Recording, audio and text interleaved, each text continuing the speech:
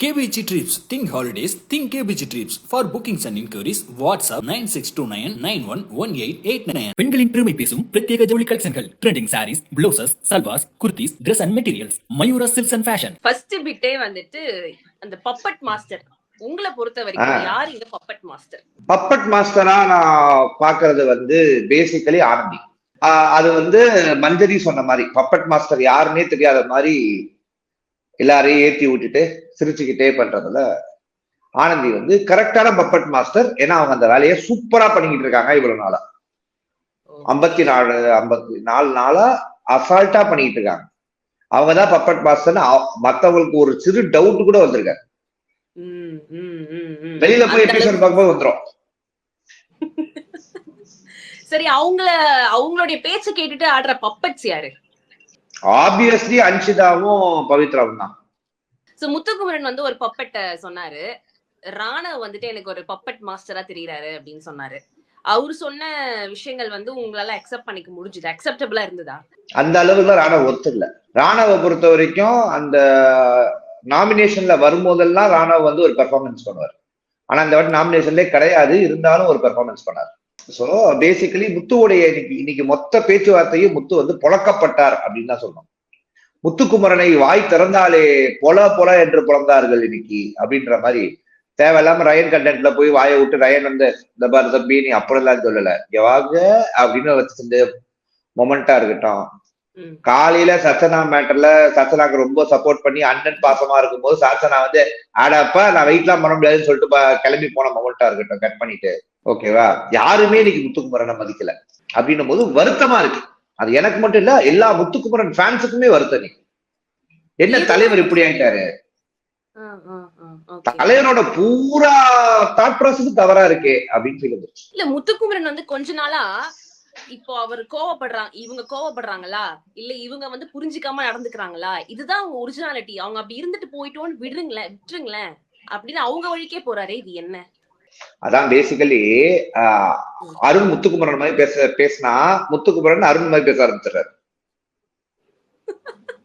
கடன் வாங்கி அன்னைக்கு என்ன சொன்னாங்க மஞ்சரி விஷயத்துக்கு நான் வருவேன், அப்படிதான் வருவேன்றாரு. இன்னைக்கு என்ன சொல்றாரு முத்துக்குமரன், நீ ஏன் நடுவுல வரீங்கன்னு கேக்குறாரு. உடனே அருண் என்ன சொல்றாரு, அதுல அவங்க கிட்ட இருந்து கத்துக்கிட்டது குருநாதானா முத்துக்குமரன் மேலேயே பால தூக்கி போட்டு முத்துக்குமரனுக்கு என்ன பேசுறதுன்னே தெரியல. ஓ புரிதல் உங்களுக்கு ஏற்பட்டுருச்சு அப்படின்னா ஓகேன்னு போயிட்டாரு. ஏன்னா அதுக்கப்புறம் பேச முடியாது. ஏன்னா பேசினா அன்னைக்கு பேசுறது தப்பா போயிடும். ஏன்னா இப்படி பேசினா அப்படி அடிக்கிறாங்க, அப்படி பேச எப்படி அடிக்கிறாங்க. இப்பெல்லாம் அவங்க கத்தியை வாங்கி அவனே சொல்லுறாங்க. வடச்சென்னை படத்தோட டைலாக் மாதிரி ஆயிடுச்சு. இந்த டவுன்ஃபால் ஆஃப் முத்துக்குமரனை நான் எப்படி பாக்குறேன் அப்படின்னா, முத்துக்குமரன் தன்னுடைய கேமை தனக்காக ஆடிக்கிட்டு இருக்கும் போது நல்லா ஆடிட்டு இருந்தாப்ல. இப்ப முத்துக்குமரன் மஞ்சரி சாச்சனா அப்படின்னு அவர்கள் உறவுகளுக்காக ஆடும் போது ஓகேவா, இந்த படத்துல வரும் சசிகுமார் கேரக்டராக தன்னை உணரும் நொடியில தான் ஓகேவா சுப்பிரமணியபுரம் மாதிரி நடுவுல ஆத்துல வச்சு வெட்டிடுறாங்கன்னு நினைக்கிறேன். சோ இப்ப திடீர்னு சாச்சனா இந்த ஃப்ளோர் டெக்காரம் சபை மரியாதைய கெடுத்துட்டு எனக்கு சூசு வருது நான் கிளம்பி போறேன் அப்படின்னு சொல்லிட்டு போயிட்டே இருக்காங்களே, என்ன இது? இந்த மாதிரி ஏதாவது ஒரு சீரியஸான மீட்டிங் போயிட்டு இருக்கும் போது நம்மளால போக முடியுமா? அவங்க நிறைய வாட்டி இதை பண்ணிருக்காங்க. என்னமோ புதுசா இன்னைக்கு பண்ற மாதிரி பேசுறீங்க.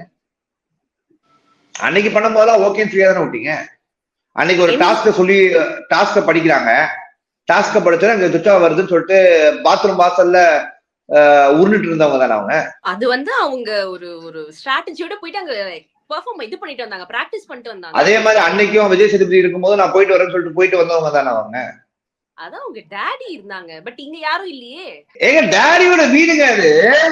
அதாவது நாம எல்லாரும் நினைச்சுக்கிட்டோம் இது ஒரு பிக் பிரதர் ஷோவை பிக் பாஸ் ஆக்கி தமிழ்நாட்டுல இந்தியாவில ஒளிபரப்பு பண்ணிட்டு இருக்காங்க நம்ம நினைச்சுக்கிட்டோம்.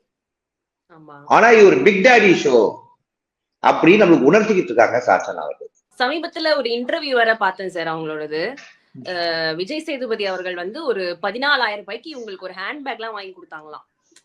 அப்பதான் புரிஞ்சுது அப்ப எந்த அளவுக்கு ஒரு அண்டர்ஸ்டாண்டிங்கோட அப்பா மகள் இருக்காங்க.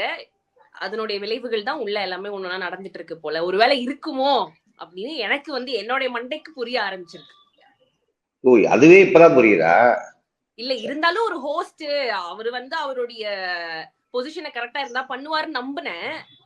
பட் எங்கேயோ ஒரு இடத்துல இப்படிதான் இருக்குமோ அப்படின்னு கொஞ்சம் சாச்சனா அவர்களுக்கு வந்து அர்ஜென்ட்டா அது வருது, அதற்காக உடனே கிளம்பி போறாங்க. அற்புதமான விஷயம், நல்ல விஷயம், நல்ல திறமையான விஷயம். இதே விஷயம் தான் அருணுக்கு வந்துச்சு. பட் அருண் இதுக்கு என்ன சார் திறமை வேண்டியது இருக்கு எனக்கு புரியல. வராத ஒரு விஷயத்த வருதுன்னு உலகத்தை நம்ப வச்சுக்கிட்டு குறுக்கு நெருக்கு நடந்துட்டு இருந்தாங்க பாரு. அதுதான், அதுக்கு ஒரு திறமை வேணும்.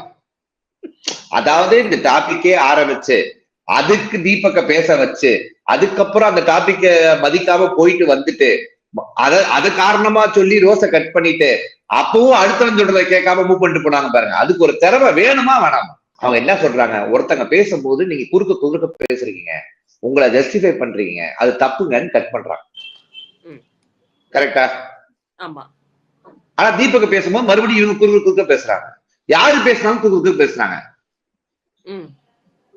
ஆனா இவங்க மத்தவங்க எதிர்பார்க்கறாங்க. நல்ல இது ஒரு திறமை. இது ஒரு பக்கம் இருக்கட்டும்.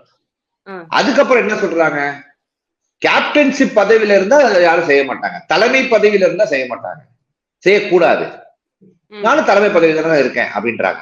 தலைமை பதவினா என்னன்னே தெரியாம ரெண்டுத்தையும் சொல்றாங்க. இதெல்லாம் நினைக்கும் போது முத்துக்குமரோட முகம் தான் வந்துட்டு போகுது. ஆக முதல்ல பாசம் ஜெயிக்கும், அன்பு ஜெயிக்கும்ன்றத அவங்க ப்ரூவ் பண்ணிட்டே இருக்காங்க. 4வது சீசன்ல இருக்க வேண்டியவங்க 8வது சீசனுக்குள்ள விட்டா தான் பிரச்சனை. இன்னொரு பக்கம் பார்த்தா காதல் வளர்த்துக்கிட்டு இருக்காங்க, காதல் வளர்த்த அப்படின்ட்டு. சரி, அந்த பக்கம் காதல் வளர்த்தான்னு பார்த்தா காலையில அந்த ஆளு பேசின ஒரு ஆடியோ கிளிப்பை எனக்கு அனுப்புறாங்க. என்னடா ஆடியோ கிளிப்னு பார்த்தா மார்க்கெட்டிங் தான் இது. அந்த மாதிரி ஒரு மொக்க மூஞ்சி நானு, அப்ப யார் அந்த மொக்க மூஞ்சி? தர்ஷிகா. அப்புறம் நானும் அப்படின்னு சேர்த்துக்கிறாரு லைட்டா லாஸ்டா. ஐயோ மொக்க மூஞ்சி தர்ஷிகான்னு சொல்லிட்டோம், தப்பா போயிருப்போது அப்படின்னு இறங்குறாரு. கிரீப் அப்படின்ற ஒரு வார்த்தையை நேற்றுக்கு நீங்க சிவகுமார் மேல வந்துட்டு இந்த மாதிரி ஒரு வேர்ட் போயிட்டு இருக்கு அப்படின்னு சொன்னீங்க இல்லையா? பட் இப்ப வந்து விஷால் அதுக்கு ரொம்ப உண்மையா இருக்காரோ, அந்த ஒரு வேர்டுக்கு ரொம்ப உண்மையான ஒரு எக்ஸாம்பிளா உருமாறிக்கிட்டே வராரோ அப்படின்னு போது. Like character assassination. இதுக்கு முன்னாடி சௌந்தர்யாவையும் அந்த மாதிரி ஒண்ணு பேசினாரு. இப்ப தர்ஷிகா இப்ப தொடர்ந்து வந்து பெண்களை இந்த பிக் பாஸ் ஹவுஸ்க்குள்ள அவங்கள ஒரு விளையாட்டு பொருளா அவர் வச்சு பேசுறது, தப்பா பேசுறதுன்றது கண்டினியூவா போய்கிட்டே இருக்கு. சோ இத வந்து எப்பதான் ஹோஸ்ட் அட்ரஸ் பண்ணுவாரு? இது வரைக்கும் பண்ணல பெருசா, பட் எப்பதான் பண்ணுவாரு? பண்ணலனா இதுக்கு என்ன ஒரு அர்த்தம்? ஹோஸ்ட் வந்து சம்பளம் வாங்கிட்டு ஹோஸ்டா இருக்காரு. ஹோஸ்ட் வந்து சாசனாவை காப்பாற்ற முடியும், அது ஹோஸ்ட் கையில இருக்கு. விஜய் விஷால ஒண்ணுமே பண்ண முடியாது. ஏன்னா விஜய் விஷாலு ஹோஸ்டுக்கே சம்பளம் தர்றவங்களோட பையன், விஜய் டிவியின் பிள்ளை. விஜய் டிவியின் பிள்ளையை கை வைக்க முடியுமா? அவர் கடந்துதான் போவாரு.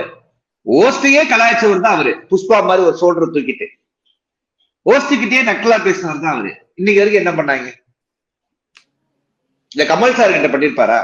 தைரியம் இருக்குமா? திராணி இருக்குமா? ஏன்னா விஜய் சேதுபதி சார் வந்து ஒரு தக்காளி தொக்கா விஜய் விஷால் பாக்குறாரோ அப்படின்ற கேள்வி எல்லாரும் மனசுலயும் வருது. அந்த ரோசாப்பூ கட் பண்ணதை யாருக்கும் உடன்பாடு இல்ல, தலைவி வந்து கட் பண்ணிட்டு போயிட்டாங்க. அப்புறம் ஆனந்திக்கு அதே பிரச்சனை இருந்துச்சு. சௌந்தர்யாவுக்கு வழிமொழியிற அப்படின்றத இவங்க சொன்னதை வழிமொழியிற அப்படின்ட்டாங்க. அப்படின்னா அக்செப்ட் பண்றது அர்த்தம். அப்புறம் இல்லைன்றாங்க. அவன் தமிழே அவங்களுக்கு கஷ்டமா இருக்கு சௌந்தர்யாவுக்கு. அப்புறம் இவங்க தீபக் கிட்ட வந்து ஃபீட்பேக் கேட்டார் இல்லையா? ஃபீட்பேக் சொல்லுங்க as a கேப்டனா எப்படி இருந்துச்சுன்னு சொல்லிட்டு. அப்ப அந்த ஃப்ரிட்ஜ் திறக்கிறதுக்கு கூட நாங்க வந்து பர்மிஷன் கேட்டுட்டு தான் போகணுமா அப்படின்னு ஒரு 4 பேர் கொந்தளிச்சாங்க. இல்ல நான் என்ன கேக்குறேன், கோட்டை தாண்டதுக்கே பர்மிஷன் கேட்டு டாஸ்க் பண்ணிட்டு தானே போனீங்க? அதெல்லாம் 50 நாள் பண்ணீங்க. ஆமா, அதான் பண்ணாங்க. அப்ப ஃப்ரிட்ஜ் போய் திறந்தீங்களா? அப்பெல்லாம் அமைதியா இருக்கு. இன்னைக்கு என்ன புதுசா கோட்டை அழிச்ச உடனே உங்களுக்கு எல்லாமே வந்துருச்சு? புரியல. ஈவென்ட் இருக்கு, இது இருக்கு. திறக்கும் போது கேட்டு திறக்கிறது என்ன பிரச்சனை? திறந்துட்டு கேட்பாங்களாம், கேட்டு திறக்க மாட்டாங்க. முட்டையில இருந்து கோழி வந்துச்சா, கோழில இருந்து முட்டை வந்துச்சா, அதான் பிரச்சனையா. வீட்டுக்குள்ள 1000 பிரச்சனை இருக்கு. இவங்களுக்கு என்ன பிரச்சனை பாத்தீங்களா? இது ஈகோ தான். நான் உன்கிட்ட கேட்டு ஏன் திறக்கணும்? எடுக்கும் போது வேணா உன்னை கேட்பேன், அவர் திறக்கும் போது உன்னை கேட்க மாட்டேன். சரி, அப்ப எடுக்கும் போது கேட்க மாட்டேன், திறக்கும் போது கேட்க கூடாதுன்னா அப்புறம் எப்படி கேக்கு காணாம போகுது? என் தலைவிக்கு கேக் இல்லாம போச்சுல. சாச்சனா அவர்கள் வைத்து போயிருந்த கேக் இல்லாம போறது எவ்வளவு பெரிய குற்ற செயல். ஏதோ என் தலைவிக்கு பெரிய மனசு, மகாராணியா இருந்ததுனால அவங்க அதை மன்னிச்சு விட்டாங்க. சௌந்தர்யாவுக்கு இதே மாதிரி ஒரு விஷயம் நடந்துச்சு. ஆனா அவங்களால அந்த ஏக்கத்தை அடக்க முடியல. அவங்களுக்கு கண்ணீர் வந்துச்சு. அந்த கண்ணீர் வெளியில தெரியக்கூடாதுன்ற ஒரே காரணத்துக்கு மலையில உட்கார்ந்து அழுதாங்க. ஆமா. ஏன்னா அந்த கண்ணீர் துளியை கூட மலை துளியோட சேர்ந்துடணும்னு நினைச்சாங்க. அவ்வளவு ஒரு உன்னதர் அவங்க. நானும் பொம்மை நீயும் பொம்மை டாஸ்க்கு போயிடுவோம். இன்னைக்கு நடந்த நானும் பொம்மை நீயும் பொம்மையில இந்த சத்யாவுடைய பொம்மையை மட்டும் யாருமே மதிக்கல அப்படின்றது தெரியப்பட்டிருக்கு வெளியில. அத பத்தி நீங்க என்ன நினைக்கிறீங்க? சத்யாவையும் மதிக்கல, சத்யா பொம்மையும் மதிக்கல அப்படின்னு நினைக்கிறீங்களா? இப்ப நான் என்ன கேக்குறேன், சத்யான்ற பொம்மை வீட்டுக்குள்ள ரொம்ப நாளா இருக்கு, 54 நாளா. அந்த பொம்மை ஒண்ணுமே செய்யலன்றது நம்மளுக்கும் தெரியும். அந்த பொம்மையை வெளில தூக்கணும்ன்றது கூட நம்ம யாரும் மதிக்கல. அதை பத்தி நம்ம யாருமே பேசல. ஆனா அது ஒரு டாஸ்க். அந்த டாஸ்க்ல சத்யா பொம்மை யாரும் மதிக்கலன்றத பிரச்சனையா பேசுறீங்க. தர்ஷிகா பொம்மையே விட்டுட்டு ஜாக்லின் பொம்மையை கட்டி பிடிச்சிட்டு சுத்துறவர் தான் நம்ம விசால். அது வன்மம், காதல் இல்லை. 6 அடிக்கு தோண்டி ஒரு பொம்மையை ஒழிச்சு வச்சா அவர் பொம்மையை கரெக்டா போய் எடுத்து வந்துடுறாரு. ஐயா இது உங்க பேர் போட்ட பொம்மை எடுக்கிற கேம் இல்லையானா புரியல. அவசரமா எழுத்து குட்டி படுத்து திரும்புறதுக்குள்ள அடுத்த எல்லாரும் அவன் பொருள் எடுத்து போய் வச்சிடறான். மனுஷ கையில தனியா இருக்கு. பிக் பாஸே ஒண்ணு சொல்றாரு, ரொம்ப மொக்கையா விளையாடிட்டே வரீங்க, நானே உங்களுக்கு ஒரு டஃப்பான விஷயம் கொடுக்குறேன், இந்த அவுட் ஆனவங்க கூட கேம்ல வந்து பார்ட்டிசிபேட் பண்ணலாம், நீங்க வந்துட்டு டிஃபெண்ட் பண்ணுங்க அப்படின்னு சொல்லிட்டு ஒண்ணு குடுக்குறாரு. ரூல்ஸ் சொல்றாரு. ஆனா அந்த ரூல்ஸை யாருமே மதிக்கல. ஃபர்ஸ்ட் குச்சே நம்ம முத்துக்குமாரன் தான் ரூல்ஸ் மதிக்கணும், ரூல்ஸ் புக்ல இருக்கான்னு கேட்டவர் தான். ஆமா. ஆனா அப்ப 1 hour எபிசோட்ல அதை சொல்லல. பட் 24/7 சொன்ன மாதிரி சொல்றாங்க. அது பிட்டுக்குள்ள குதிக்க கூடாதுன்றது 1 hour எபிசோட்ல வராது. ஆமா வரல. நான் லைவ் பார்த்தேன். நான் அதுல சொன்னாரு பிக் பாஸ். லைவ்ல சொன்னாரு. ஆனா அதையும் மீறி குதிச்சவர் தான். குதிச்சு ஸ்விமிங் பூல்ல இறங்கின மாதிரி ஒரு ஹாப்பியா இருந்தவர் தான் முத்துக்குமாரன். ஆனா அவருக்கு ரூல்ஸ் மீறினா கோவம் வரும். ரூல்ஸ் புக்கோடவே சுத்தினாரு முதல் 2 வாரம். என்னடா தம்பி முத்துக்குமரனை இப்படியே நம்ம அடிக்க வேண்டியதா இருக்கேன்ற கவலைக்கு நான் 2 நாளா வருஷப்பட்டு இருக்கேன். ஏன்னா இன்னைக்கு 2 நாளாவே முத்துக்குமரனுடைய செய்கைகள் சரியில்லை. நம்பர் 1 முத்துக்குமரனா இருந்தவரு டப்பு டப்பு டப்புன்னு இறங்கி மற்றவர்களை ஏற்றிவிடும் படிக்கட்டா மாறிடுவாரோ அப்படின்ற ஒரு தோணுதலே நிறைய பேருக்கு இருந்துச்சு. சரியா? ரயான் ஜெஃப்ரி வந்து போறாரு, அதுக்கு பின்னாடி ராணவ் போறாரு, அதுக்கு பின்னாடி ரயன் போறாரு. 3 பேரும் கட்டி பிடிச்சு உருளும் போது பிட்டுக்குள்ள தனியா தான் விழுகுறாங்க. அதாவது தெரிஞ்சு பிட்டுக்குள்ள தள்ளல, பிட்டுக்குள்ள ஆட்டோமேட்டிக்கா விழுகுறாங்க.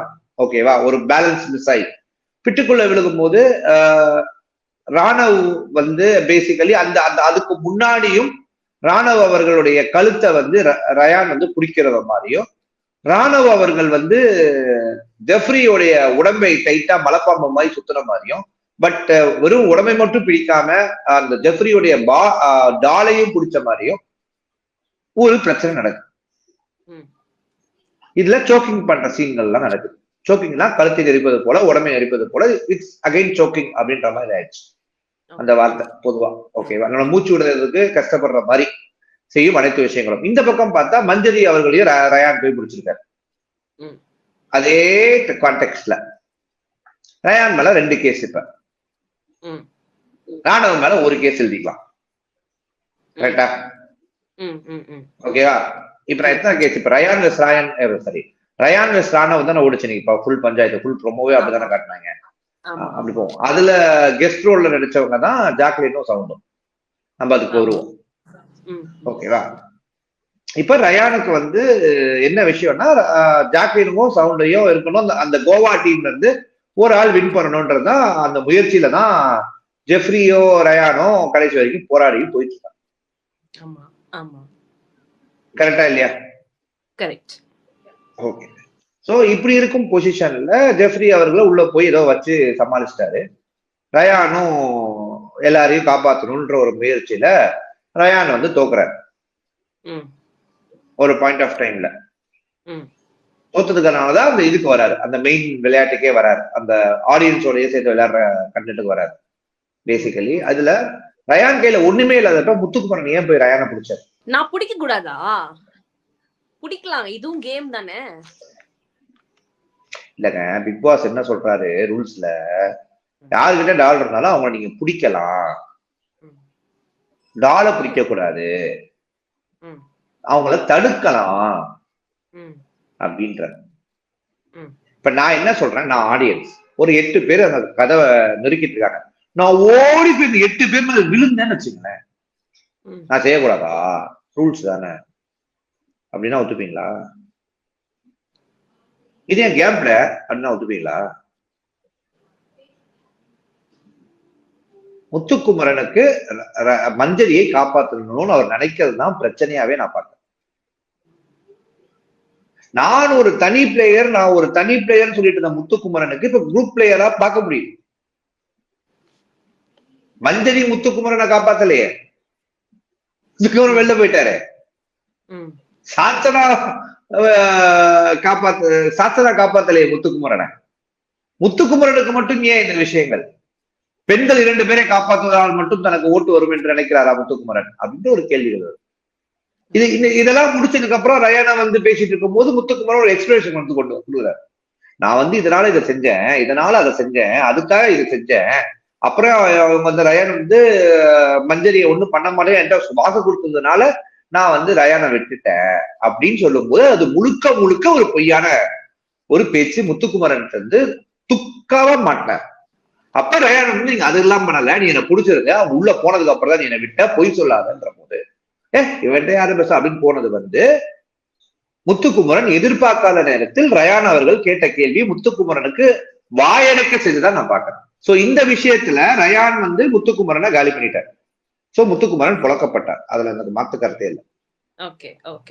டபுள் ஸ்டாண்டர்டாவே தெரிஞ்சிச்சு நீங்க. ஏன்னா முத்துக்குமரன் மேல அவ்வளவு ஒரு நம்பிக்கையும் இதுவும் வச்சு இத்தனை வாரம் நான் முத்துக்குமரனுக்கு தான் ரூட் பண்ணிருக்கேன். நல்லா இருக்காரு, நல்லா பண்றாரு, நம்பர் 1 இடத்துக்கு. இன்னைக்கு சிச்சுவேஷன் வரும்போது அதே மாதிரி விஷாலுடைய கான்வர்சேஷன்ல இருந்த முத்துக்குமரனும் இதெல்லாமே நான் ஒரு கம்பேர் பண்ணி பார்க்கும்போது முத்துக்குமரனுடைய அந்த கேம் பிளே ரொம்ப மாறி போதோ. முத்துக்குமரனுக்கு அருணுக்கு தான் முத்துக்குமரன் ஒரு வன்மம் இருந்துச்சுன்றதை நம்மளால பார்க்க முடிஞ்சாலும் முத்துக்குமரனுக்கும் இப்ப அந்த வீட்டுல எது நடந்தாலும் அருணுக்கு எது நடந்தாலும் முத்துக்குமரன். அந்த வீட்டுல பேச காணாம போனா கூட அருண் முத்துக்குமரன் பேரை தான் சொல்லுவாங்க. அதே மாதிரி ராணவ் மூடிட்டு போவோ ஏதோ ஒண்ணு சொல்லும் போது பிரச்சனையாகி ஜாக்லின் ரெஸ்பாண்ட் பண்ணும் போது ஜாக்லின் கிட்டதான் சாரி கேட்கிறாரு. நல்லா வாட்ச் பண்ணுங்க. ராணவ் சாரி கேட்கறது யாருக்கிட்ட? ஜாக்லின் கிட்டதான். சவுண்ட் எதுக்கு சாரியும் வேணாம் உன் பூரியும் வேணாம்னாங்க. என் ஃப்ரெண்ட நீங்க அப்படி சொல்லுவீங்க, நாங்க சும்மா இருக்கணுமா? எனக்கு கிடைச்ச கேப்ல தானே நான் கடா வெட்ட முடியும் அப்படின்ற மாதிரி. Second line correct. என்ன பெர்ஃபார்மன்ஸ்? ஏன் சவுண்டு? உங்க சவுண்ட் நீங்க தேவையில்லையே. சாரி உங்ககிட்டே கேட்கலையே. ஜாக்லின் சொல்றதுல எனக்கு எந்த வித தவறான விஷயமாவும் தெரியல. நான் அடிச்சுட்டு வந்துட்டு சாரி கேட்கவா, கண்ணத்துல சப்புரு வச்சு சாரி கேட்கவான்றது ஒரு ஸ்ட்ராங்கான ஸ்டேட்மெண்ட். ஒரு ராணவ் தவறு செஞ்சு விட்டு சாரி கேட்கறத ராணவ் நிறைய இடத்துல பொழப்பா வச்சிருக்காரு. ஒரு ஆக்ஷன் எல்லாத்தையும் காட்டிட்டு அக்ரெசிவா ஃபுல்லா காட்டிட்டு கடைசி நேரத்துல சாரி அப்படின்னு அந்த விஷயத்த சப்ஸ்டைட் பண்றதுக்கு அவர் ஒரு ஆயுதமா இன்னோசென்ட்டா யூஸ் பண்றாரு. இது எப்படி வெளில போயிருக்குன்ற ஒரு டவுட் அவருக்கு வரும்போது, ஒரு பயம் வரும்போது, பதற்றம் வரும்போது டப்புன்னு இந்த பக்கம் எகிரி குச்சி மாறிடுறாரு. கரெக்டா இல்லையா? அதான் நீங்க உணர முடியும். அதுக்கப்புறம் உள்ள போயிட்டு விஷால் கிட்ட போய் ஐடியா கேட்கிற மொமெண்டா இருக்கட்டும். இதெல்லாம் நீங்க என்னன்னு சொல்லுவீங்க? மோஸ்ட் ஆஃப் த அக்ரெசிவ் பிளேவா நான் ரயானா தான் சொல்லுவேன். ஆனா ராணுவுடைய கண்ட்ரோல் ஆஃப் வேர்ட்ஸ் ரொம்ப ரொம்ப ரொம்ப தவறா இருக்கு. அண்ட் இத கெத்துன்னு ராணுவ ரொம்ப ஸ்ட்ராங்கா பிலீவ் பண்ணு. சோ இதெல்லாம் ஒரு பக்கம் பிரச்சனையா போயிட்டு இருக்கும் போது டப்புன்னு பார்த்தா மஞ்சரி நான் ஸ்போர்ட்டிவா தான் எடுத்துக்கிட்டேன், நான் பெண்கள் என்று பார்க்காமலாம் நீங்க ஆடலாம் அப்படின்னு சொல்லிட்டு போயிடுறாங்க ஒரு பக்கம். ஆனா சிவகுமார் அந்த லாஸ்ட் ஆடும் போது சிவகுமார் என்ன சொல்றாங்கன்னா, மூச்சு விடாம கஷ்டப்படும் போது நான் தான் மஞ்சரிட்டு போய் அது ஓகேமா அப்படின்னு கேட்டேன். ஆனா அவங்க அதை எனக்கு திருப்பி செய்யும் போது கேட்கல அப்படின்னு ஒரு பர்ஸ்ட் ஆகிறார். இதை நீங்க மஞ்சரி நிறைய வாட்டி சாரி கேட்டு கூட சிவகுமார் காம்ப்ரமைஸ் ஆகல. இதை நீங்க எப்படி பாக்குறீங்க? இது சிவகுமார் அவர்கள் மஞ்சரியோடைய விஷயத்தினால மட்டும்தான் அவ்வளவு அவுட் பர்ஸ்ட் ஆயிருக்காங்க நீங்க பாக்குறீங்களா? இல்ல சிவகுமார் இவ்வளவு நாளா பைலப் பண்ணி எல்லாரும் அவரை ஓரங்கட்டி, எல்லாரும் அவரை காயப்படுத்தி, எல்லாரும் அவரை ஒரு மாதிரி மனதளவுல புண்படுத்தினதுனால இன்னைக்கு மொத்தமா சேர்த்து வெடிச்சிட்டாருன்னு நினைக்கிறீங்களா? நீங்க ரெண்டாவது இப்போ ஒண்ணு கேட்டீங்க பாத்தீங்களா, இத்தனை நாள் அவருக்குள்ள இருந்த மொத்தமும் சேர்த்து வச்சு இன்னைக்கு வெடிச்சிருக்கு அப்படின்றது. அதுதான் இன்னைக்கு நான் ஒரு கேள்வியாவே எடுத்து வச்சிருக்கேன். என்னோட பாயிண்ட்ஸ்ல வந்து நோட் பண்ணி வச்சிருக்கேன். வெடித்தாரா சிவகுமார் அப்படின்னு உங்ககிட்ட கேட்கலான்னு. சோ அதுதான் என்னுடைய ஒரு ஸ்டாண்டா இருக்கும். சோ பேசிக்கலி பாத்தீங்கன்னா அதுதான் ஆக்சுவல் உண்மை. மஞ்சரி அங்க மேட்டரே கிடையாது. அதாவது ஒருத்தனை நீ ஒரு கேமுக்காக காயப்படுத்துற, ஆனா காயப்படுத்துனதுக்கு அப்புறம் நீ கொஞ்சம் ஓகேவா எமோஷனலா கேட்கறதுக்கு கூட ஒரு மனிதாபிமானம் உங்களுக்கு இல்லாம போயிடுச்சு. அப்படி என்னடா நீங்க எல்லாம் கேம் ஆடுறீங்க, இதுதான் உங்களுடைய கேமா அப்படின்றது சிவகுமாருடைய ஸ்ட்ராட்டஜின்றது ஸ்டாண்டு. ஓகேவா? இப்ப இது மற்றவங்க எல்லாம் எப்படி இந்த ஸ்டாண்ட் எடுத்துக்கிறாங்க அப்படின்னு நான் பார்க்கும்போது நான் என்ன உணர்றேன் அப்படின்னா, சர்வைவல் ஆஃப் த ஃபிட்டஸ்ட் தான் பிக் பாஸ் அப்படின்னு ஒரு பெரிய கண்டஸ்டன்ட் குரூப் நினைக்கிறேன். பட் எப்படிப்பட்ட ஒரு சர்வைவல் இருக்குல்ல, அந்த சர்வைவல்ல ஒரு நேர்மை இல்லைன்னா, எத்திக்கல் இல்லைன்னா அது ஒரு பக்கம்.